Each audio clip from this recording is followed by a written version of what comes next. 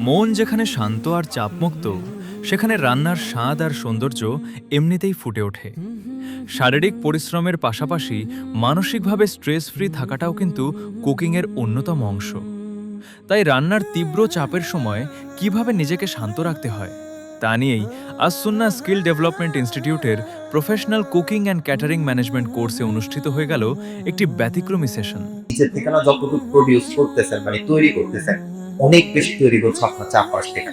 And এই জিনিসটা আপনার স্ট্রেস বা প্রেশারে এই ক্লাসে অলসতা দূর করা, ডোপামিন ডিটক্স এবং নেগেটিভ স্ট্রেসকে পজিটিভে রূপান্তরের কৌশল শেখানো হয়। পাশাপাশি কিচেনের চরম উত্তেজনাকর মুহূর্তে মাথা ঠান্ডা রাখতে 4 সেকেন্ড শ্বাস নিয়ে 6 সেকেন্ডে ছাড়ার এক প্র্যাকটিক্যাল টেকনিকও দেখানো হয়।